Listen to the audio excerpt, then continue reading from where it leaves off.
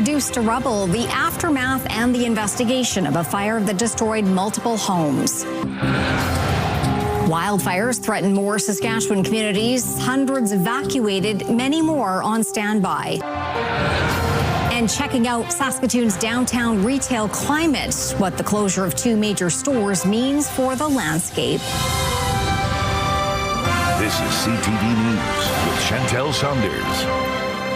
Good evening. We begin tonight with the aftermath of Friday's fire in the Hampton Village neighborhood. The Saskatoon Fire Department says it's doing all it can to learn about the massive blaze that tore through half a block of homes.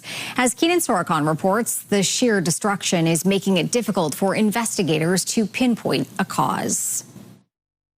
The Saskatoon Fire Department says an investigator is working to find the cause of a fire that destroyed 4 homes in Hampton Village last week, if we get any answer at all. We will be very factual and thorough before we give a cause and origin determination, but at the end of the day, it may also be an undetermined. So that is a fact of fire investigations based on what is seeing. Raymer says 20 properties were damaged in some way from Friday's fire that completely destroyed 4 homes, heavily damaged 2 others, and destroyed 6 garages. Raymer says no one needed emergency housing, with all homes having insurance, but with 20 orders to write, families and witnesses to interview, there is a lot of work to be done, and everything is on the table. It's still under investigation, which means we haven't ruled in or ruled out any one of the causes. With questions about building materials or homes being in close proximity to one another, Raymer says all national building codes were followed, and they're common across the country. The hot, dry, and windy conditions remain the biggest factors in the fire's rapid and devastating spread. This, I would say, is the most devastating that we've seen,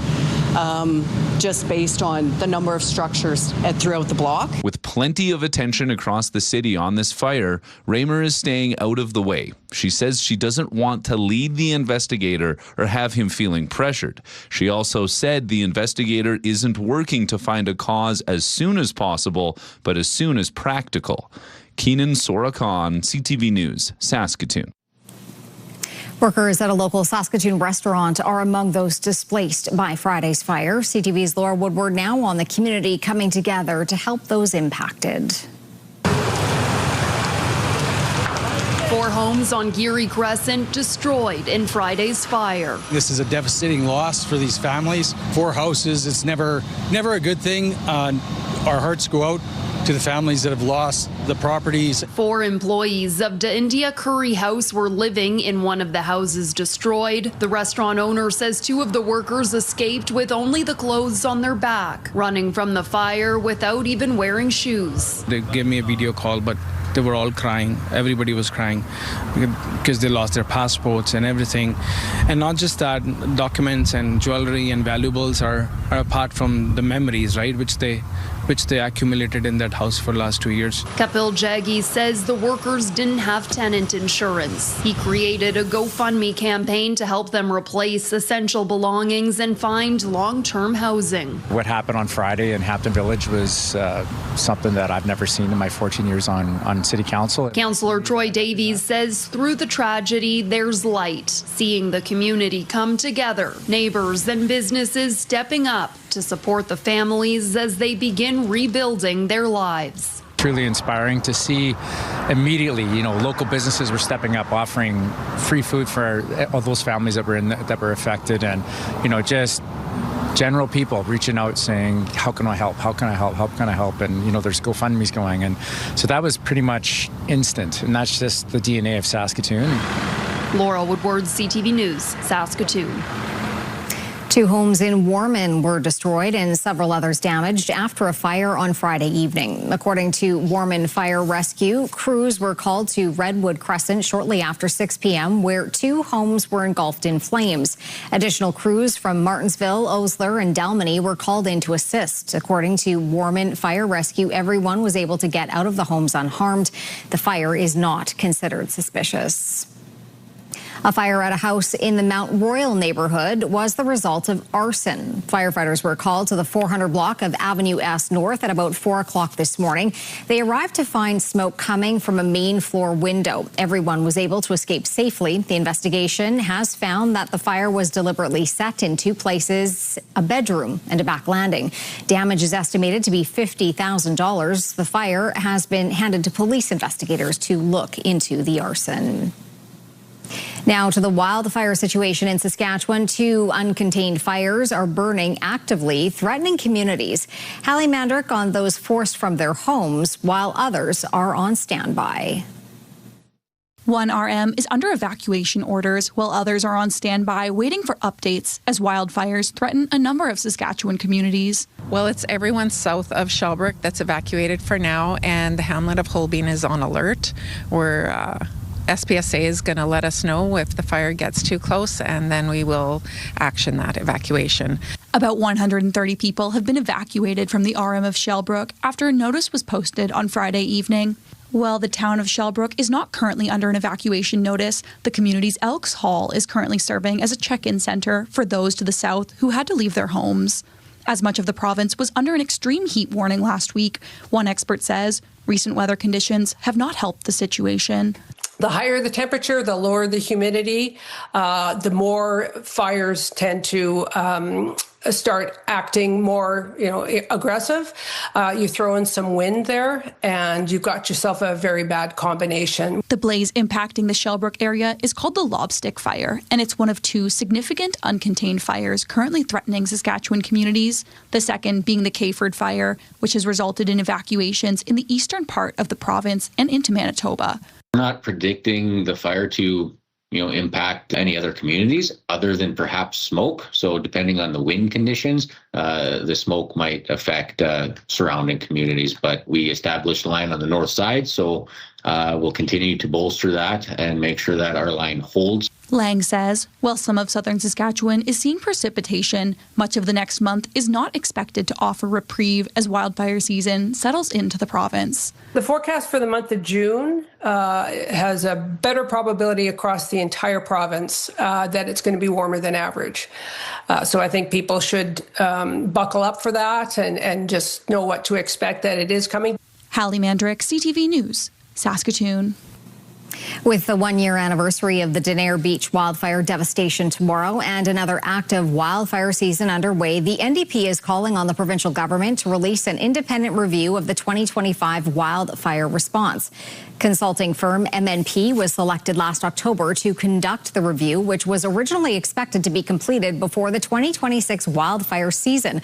But during the spring legislative session, the community safety minister said the review had been granted an extension until the end of spring. The NDP says many questions remain unanswered, while Premier Scott Moe says the report will be released as soon as the government is able.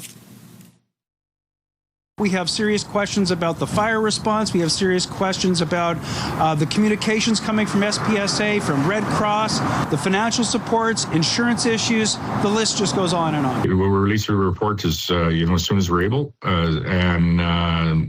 if there's recommendations that are in that report, we're going to try to address them as quickly as possible. Moe says the review could help inform a broader conversation about improving wildfire response and support for evacuees.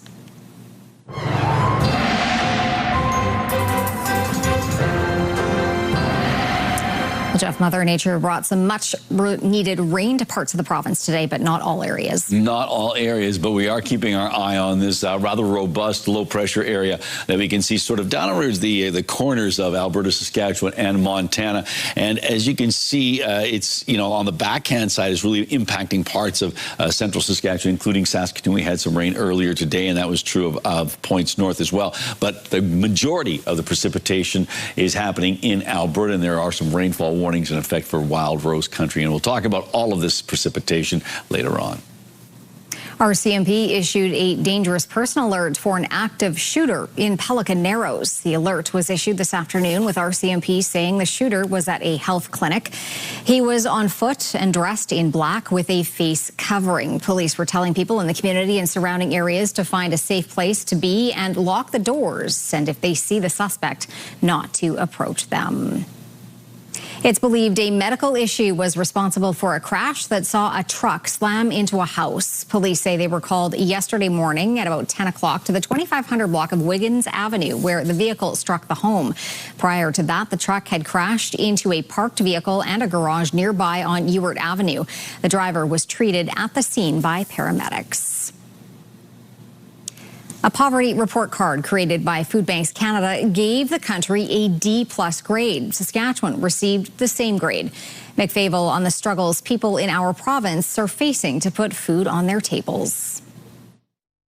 Peter Gilmer is an advocate at the Regina Anti-Poverty Ministry and says the poverty report card confirms what the ministry is seeing with the population they work with, including a high child poverty rate. We also know that Saskatchewan has the greatest depth of poverty, meaning that it's not just that people are living in poverty, it's how far below the poverty line that they're living. Food Banks Canada have been releasing the reports since 2023, giving provinces, territories, and the country as a whole a grade on where they stand in terms of poverty reduction efforts. This year, Saskatchewan was given a D+, a slight improvement from D- in 2024. There are certain groups of people who are more susceptible and vulnerable to facing poverty and food insecurity.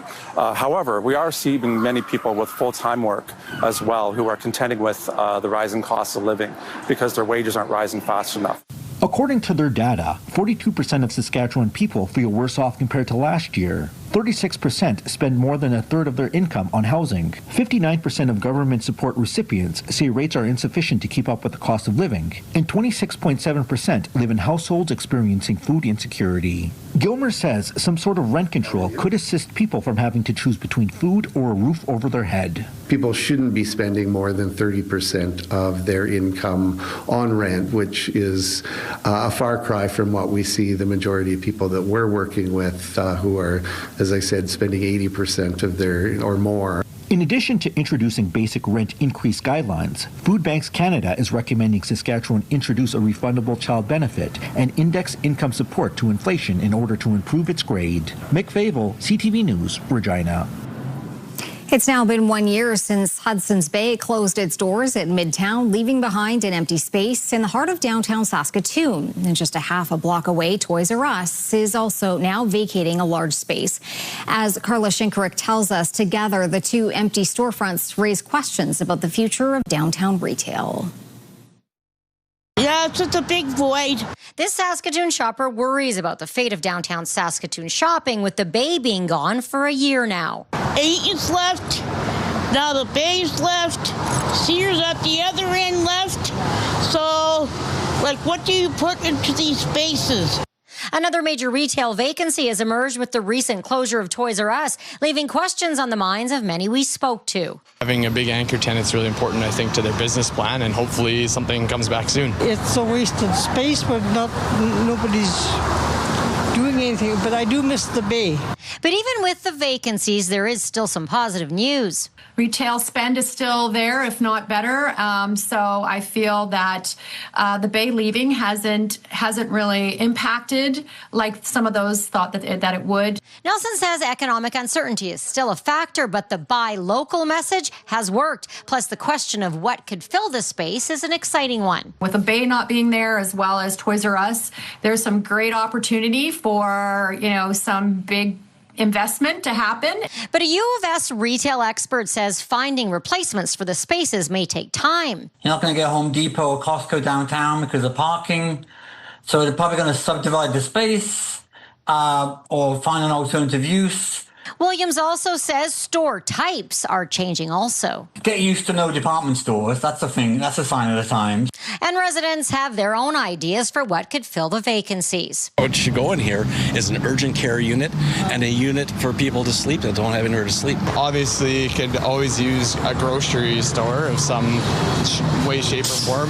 CTV News reached out to the Midtown Mall and they declined to comment. Carla Shinkaruk, CTV News, Saskatoon.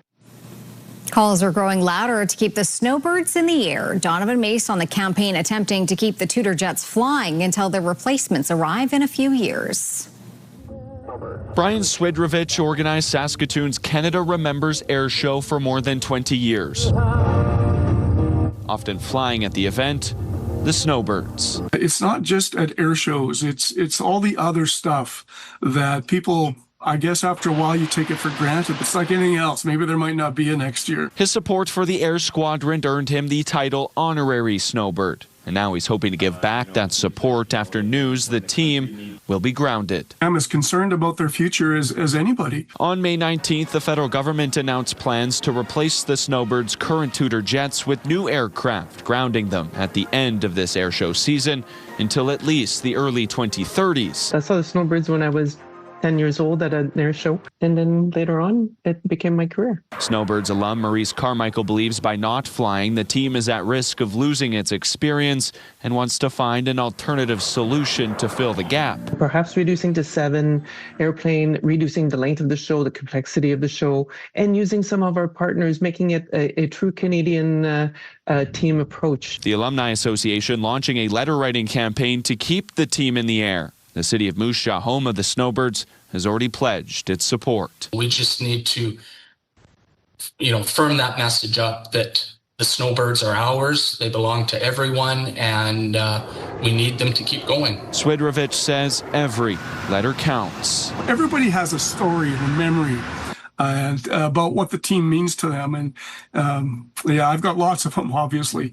So take the time, write a letter to your MP. The Snowbirds' final show is scheduled for this October in California, with many hopeful it won't be the last. Donovan May, CTV News, Regina. Workers are wanted in Saskatchewan's mining industry. Members of the mining industry gathered at the University of Saskatchewan this morning to mark the start of Mining Week. The Saskatchewan mining industry says it will need 15,000 new employees to work in the trades and engineering areas in the next 10 years. It says it's working with its partners to fill the positions. To increase the mining labor pool, we're working closely with the government and industry to promote career opportunities in mining and collaborating with post-secondary institutions for training that will attract a new generation of talented employees that will underpin the success of Saskatchewan's mining sector. According to data collected by the province, the average salary for an employee in the mining industry is just over $155,000 a year. Still to come, Canada Post employees make their mark, how they voted on their final contract offer. Also, fake FIFA merchandise, the bust, and the people arrested.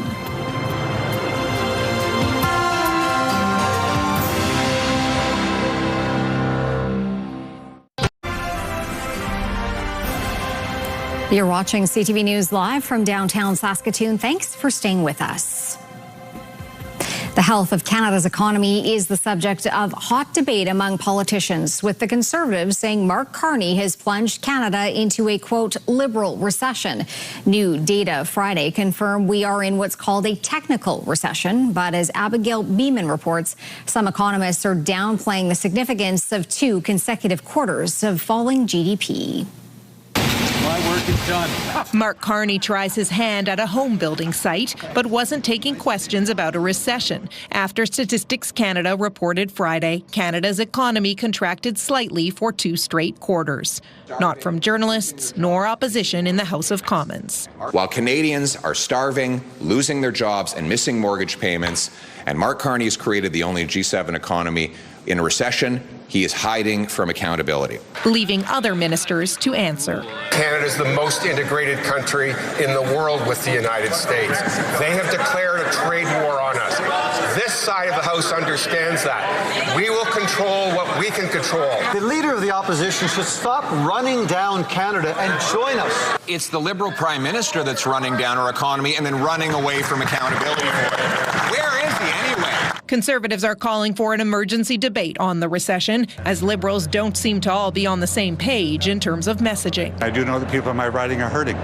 So I listen to people talk about housing prices. I listen to people talking about food prices and about incomes that are too low. And so that's what we're working on here. I'm not. All indications are that it's shallow and that we're coming out of it. I believe them. Late this afternoon in the House, the Speaker decided against an emergency debate, saying he doesn't believe it meets the requirements. Abigail Beeman, CTV News, Ottawa. Postal workers have approved a new contract, voting overwhelmingly in favor of a new tentative agreement with Canada Post after more than 2 years of labor disputes. The union, representing about 55,000 workers, says it voted more than 85% in favor of the 5-year deal, which includes wage increases in the first 2 years. It's being called the largest seizure of counterfeit sports jerseys in Canadian history. Investigators say the jerseys were being sold to legitimate retailers as being authentic. And tonight, 2 men from the Toronto area are facing a number of charges. Sean Leathong has more. They represent teams from across the world and here at home. This display by Toronto police is just a fraction of some 16,000 counterfeit jerseys and 2 World Cup trophies, with an estimated value of more than $3.5 million in what police are calling the largest seizure of counterfeit soccer jersey in Canadian history. According to police, these jerseys are being sold to legitimate retailers as authentic. So folks are walking into retail stores thinking that they're buying an authentic piece of, say, a jersey or sporting equipment. They're paying full price as they would if it was authentic, but they're getting a fake counterfeit. Toronto police say the items came from Amana Trading Company in Mississauga, where international flags are on display outside, along with merchandise in their showroom. Police conducted a search on May 26th, and 2 men were arrested. We spoke to the owner of the warehouse here at 959 Kamado Road. He confirmed that police had attended their business and said that he was instructed by his lawyer not to speak any further. When asked if the 2 people arrested were his employees, he once again said he would rather not say. Given the size of this seizure, we believe the 2 men were running the scam for some time. According to Toronto police, they've been targeting crimes that tend to spike close to an event like the World Cup. Lauren Lipkiss from Lipkiss Law, who tipped off police in mid-May, say while retailers may have been unaware, the onus is on all parties involved to be aware of what they're buying and know what to look for. Well, the first thing is, are there any spelling mistakes on any of the tags or labels? That is the first thing we look at, because very often there are not only grammatical mistakes in the wording, but there are spacing mistakes in the way the words are on the garment. Remy Jabber of Milton and Walid Sarhan of Mississauga are facing multiple charges, including fraud over $5,000. They're scheduled to appear in court August 17th. Sean Leathong, CTV News. In the Middle East, Lebanon has announced a partial ceasefire between Israel and Hezbollah. It would amount to a limited de-escalation of the conflict that has killed thousands of people. The U.S. president first announced the agreement, saying he had a productive call with Israeli Prime Minister Benjamin Netanyahu. He said there will be no troops going to Beirut, and any troops that are on their way have already turned back. He said he also had a call with Hezbollah, and they agreed that all shooting would stop, that Israel would not attack them, and they will not attack Israel. But after that announcement, Israel said it would continue military operations in southern Lebanon, where ground forces are making their deepest incursion in 25 years. Hezbollah says it would support a full ceasefire across all Lebanon as a precursor to the withdrawal of Israeli troops. Hostilities in southern Lebanon continued this evening. Lebanon says it will seek to expand the ceasefire in talks with Israel in Washington on Wednesday. Meanwhile, Iran has insisted on a halt to Israeli attacks in Lebanon as a condition of any deal to end its war with the U.S. and Israel. That was the reason cited today when the Iranian state media said Tehran is halting indirect negotiations with the Americans and might end a ceasefire that has largely held since early April. Trump told a reporter that he had not heard from Iran, but he suggested a break in the talks might be a good thing. Iran and the U.S. have exchanged strikes several times over the past week, despite the ceasefire. Hawaii's Kilauea volcano is at it again. Lava could be seen bubbling up last night. The National Weather Service had said an episodic fountaining eruption was expected within the summit, either yesterday or today. Fountaining episodes typically last less than 12 hours, but ash can remain in the air longer depending on wind and weather. The volcano on Hawaii's Big Island has been erupting on and off since late 2024. Well, Jeff, a bit of a mixture when it comes to the provincial forecast. No kidding. Some very warm temperatures in some locations, other places dealing with rain, and that's cooling things off. And in most cases, it's much needed rain. Well, in all cases, it's much needed. The question, what's it needed for? Because there's obviously agricultural circumstances as well as the wildfire situations that impacting many communities. Let's take a look and see what we've got going on in terms of our numbers. Right now, it is 18 degrees in Saskatoon, 24 in Prince Albert, and with some showers, it's 19 degrees right now in the Battlefords. A little breezier in Saskatoon and PA than it is in the Battleford. Saskatoon's almanac for today, so for the 1st of June, 21 degrees. That is our typical daytime temperature, so bang on with that. 34 degrees, the record warm temperature in 1956. The record cold temperature for the 1st of June, -2 in 1910. The sun came up at 4:52, and it's going to go down at 9:17. Coming up, celebrating a century. The siblings that have decades of life experience gathering for the birthday bash.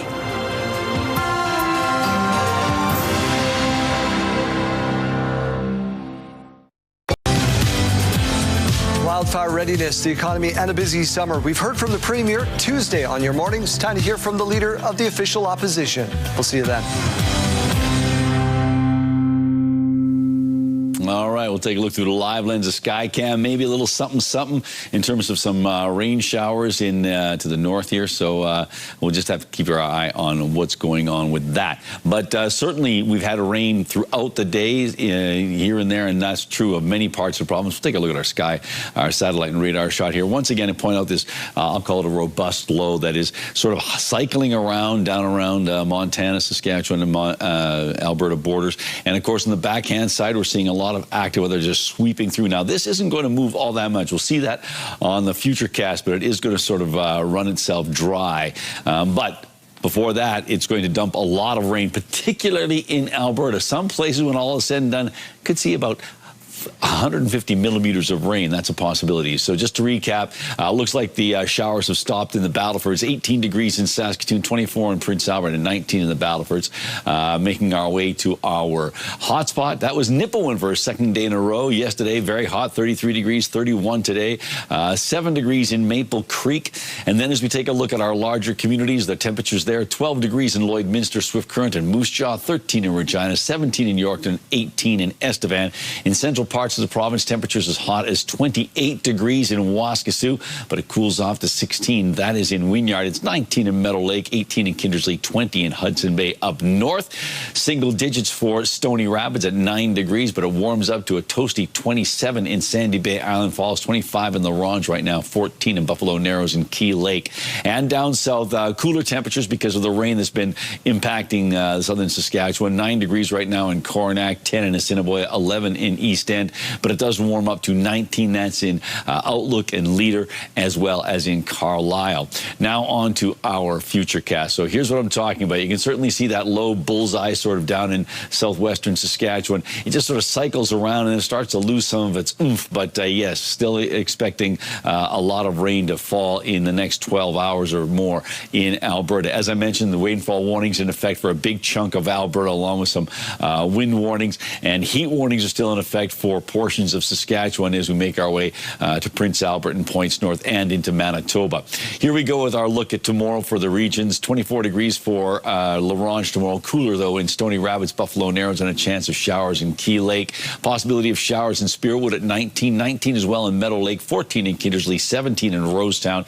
The temperatures in the low teens for many parts of southwestern Saskatchewan. 12 in Maple Creek. 13 in Swift Current and Leader, and 18 in Outlook. Possibility of showers and thunderstorms in Yorkton and Estevan tomorrow. Regina, 21 degrees, 18 in Moose Jaw. And then temperatures, for the most part, in the high teens, low 20s for east central Saskatchewan. It does warm up to 24 in Hudson Bay, expecting the chance of some showers and thunderstorms throughout the region for the most part. And then as we take a look at the Battlefords, dropping down to 12 degrees, a chance of a thunderstorm with a good chance of showers this evening. Tomorrow's high, 18 degrees, staying in the high teens on Wednesday and Thursday, and then into the 20s for Friday and Saturday. For Prince Albert, chance of showers tonight and a lot more rain expected tomorrow, maybe up to 10 millimeters of rain. Chance of showers, though, on Wednesday as well, getting up to 24 on Friday and Saturday. And Saskatoon's overnight temperature, that's going to be 10 degrees with cloudy conditions, or chance of showers and risk of a thunderstorm. Cloudy tomorrow, 19 degrees. And then the long-range forecast getting up to 26 on Friday, 24 on Saturday, and 20 on Sunday.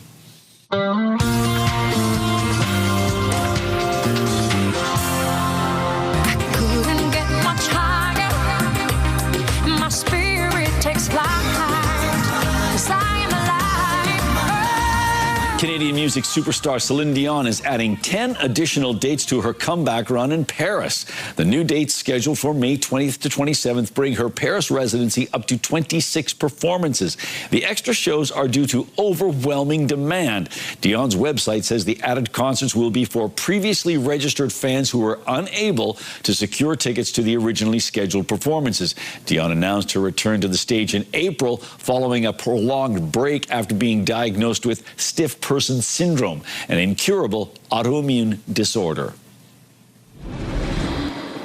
Mike Myers was honored with this year's Icon Award at the Canadian Screen Awards, thanking Canada in an emotional speech. Also, Heated Rivalry scored big. The show was nominated for 18 awards and won almost all of them, including Best Drama Series and Best Lead Performer for Hudson Williams. Other highlights included the Nunavut shot series North of North, which won Best Comedy Series and Best Lead Performer for Anna Lamb. And Best Motion Picture went to Nirvana, the band, the show, the movie. And Eugene Levy gave a tribute to his friend, Catherine O'Hara. It's like a maze. It just goes on and on. Sometimes I'm scared I'll get lost. Eek! Backrooms, based on an online urban legend, claimed the top spot at the weekend box office. The psychological thriller scared up more than $81 million US in its debut, far outpacing the predicted $55 million opening. Meanwhile, Obsession kept its grip on second place with another $26.4 million in ticket sales across North America. And Star Wars, The Mandalorian and Grogu, dropped faster than a Jar Jar Binks action figure as ticket sales plummeted, a historic 69%, earning just $25 million. Surprised me. By that, absolutely. I was surprised. All right. Anything surprising about Pick of the Day? No, we've got some great images here, and one from one of our regular viewers and contributors. Jean sends us this one, and this is from the lighthouse in Cochin. This was taken on Saturday. Now, Jean sent us a cornucopia of images, some of which we will share in the days to come. Next one comes to us from Kevin. Early morning Canada Goose, looking towards the Legends golf course from my deck. Well, there you go. That's a nice shot there. Thank you, Kevin. And finally, from James Browning, was submitted, though, by loyal viewer Linda Browning. And as we mentioned, this photo was taken by James, and he's from Little Station, England, while on vacation here, and was driving near Cathedral Bluffs Estates. So, yeah, a great shot there of a meadowlark. So thank you, James, and I hope you enjoyed your time here in Canada. And thank you, Linda, for helping us out with that one. And if you'd like to share an image with us, you can do so by sending it to cfqcnews@ctv.ca. Please put Pick of the Day in the subject line. Still to come on CTV News, a celebration of sisters, the siblings celebrating a milestone birthday for their loved one.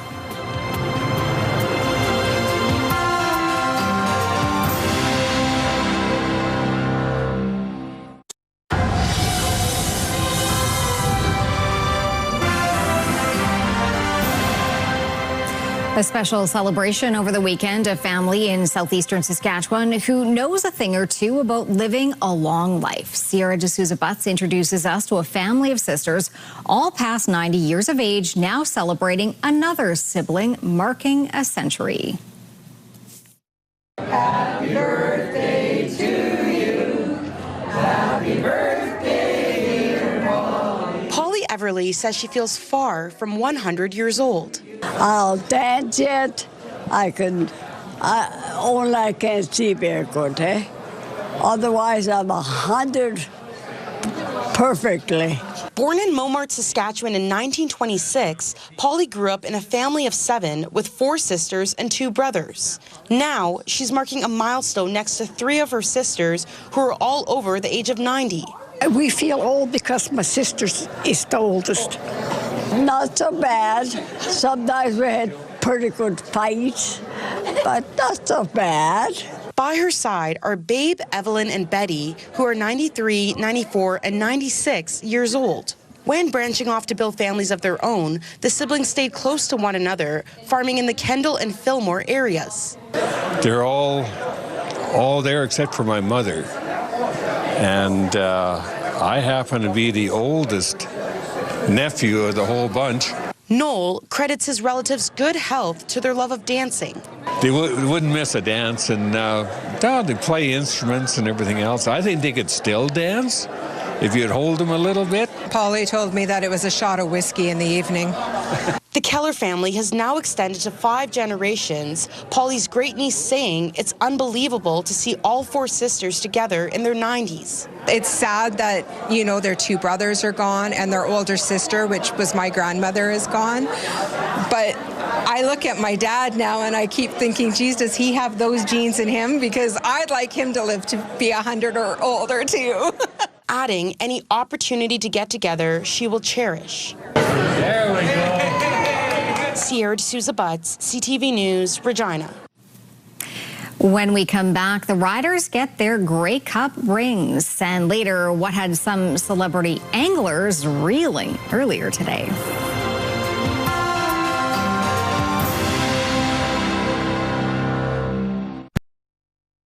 Here's what's happening in our community. The Children's Festival of Saskatchewan returns to Kinsman Park in Saskatoon Thursday, June 4th through Sunday, June 7th. Please visit the website for all the details.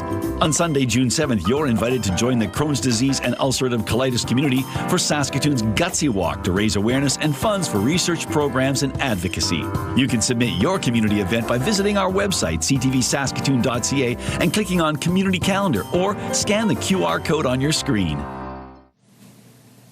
All right, time to take a look at what's going on in our rural forecast for tomorrow. And as you can see, temperatures still in the teens, but a lot of places are still having to deal with some inclement weather. 19 for Meadow Lake with cloudy skies, a little cooler in Lloydminster, cloudy conditions, 15 for Kindersley, 18 in Outlook. But look at that, Melfort, Watrous, and Wynyard, all expected to have a chance of showers and a risk of a thunderstorm and a chance of showers in Hudson Bay. But a warm temperature there, 24 degrees. Temperatures on the cool side in western Saskatchewan and along the international border towards Rock Glen, but it starts to warm up as we make our way towards the eastern side of the province. But with that little extra heat, there's a chance of some showers and thunderstorms. So how are things shaping up for Govan tomorrow? Well, it looks like Govan's going to have that chance of showers, a risk of a thunderstorm, 20 degrees for an expected daytime high, so about a 60% chance of showers and winds out of the south at 20. And Govan is one of those places where internet plans of up to 1 gig are available from SaskTel.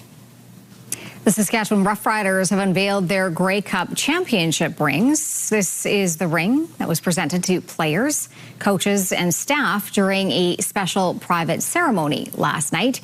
They were crafted by Barron Championship Rings and were designed with the help of several players, as well as head coach Corey Mace and GM Jeremy O'Day. It features 5 stones symbolizing the team's 5 championships, a football, along with an under area showcasing the stadium.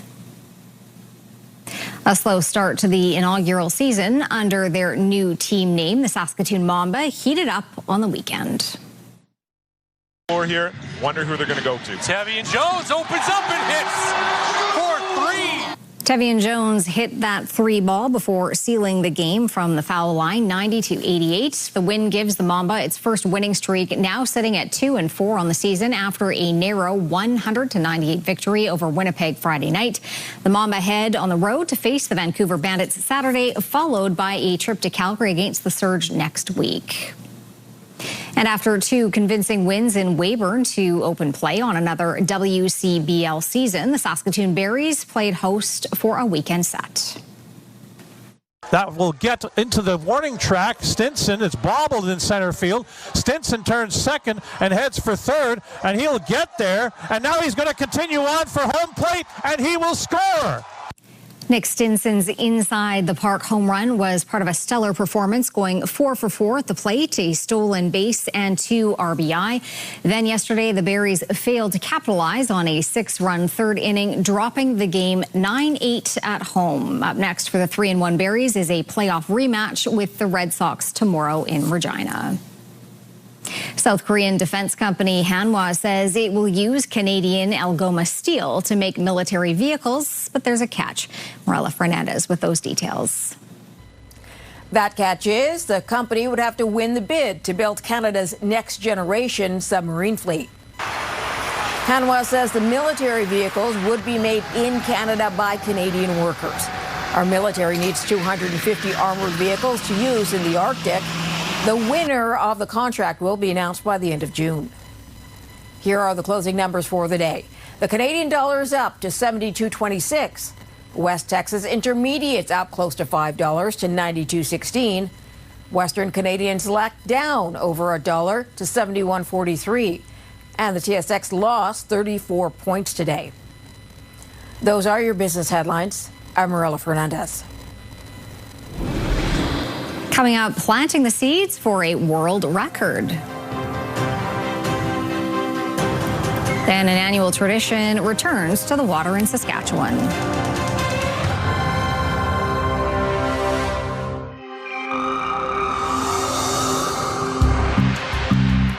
Hey there, it's Derek Chesney here with the Saskatoon Crime Stoppers.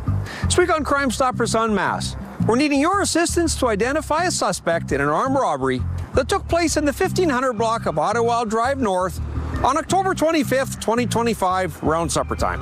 Video surveillance shows the suspect enter the restaurant through the main doors.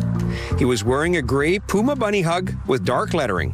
His hood was up and his face was covered by a black face mask.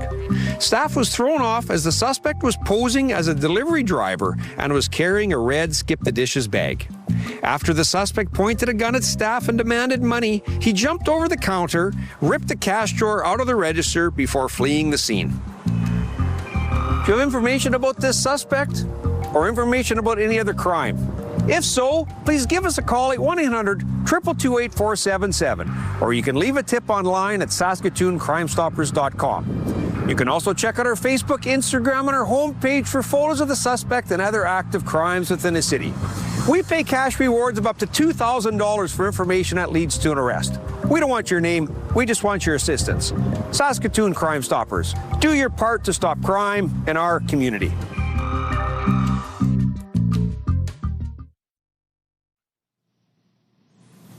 RCMP have given updates on the dangerous person alert in Pelican Narrows a little before 2 p.m. RCMP responded to a report of a shooting near the local health clinic. The incident did not take place at the clinic as previously reported.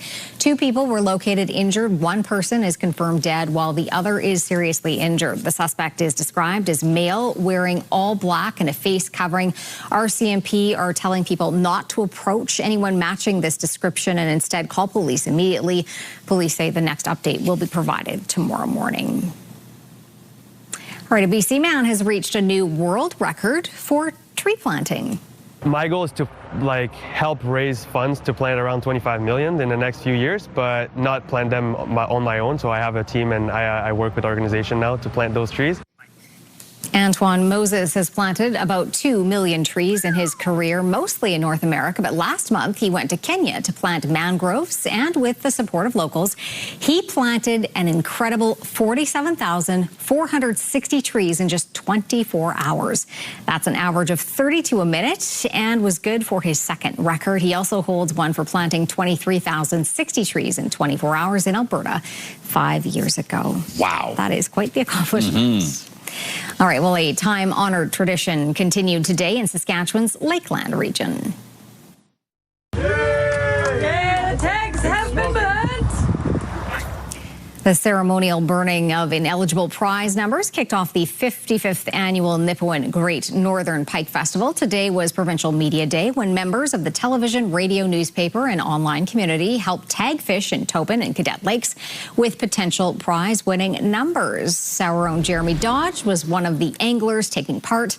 From Father's Day until September 30th, anyone who enters the festival catches and releases a tagged fish could win prizes ranging from $100 to a major grand prize package. In 2026, tagged fish in the festival are worth over $140,000. And you were out yesterday. I was out yesterday. I was there this morning as well, and was there for the ceremonial burning of those ineligible tickets. But it's a great festival and a great day for the media to get together and see each other. So you and Jeremy wore your sunscreen. I know I did.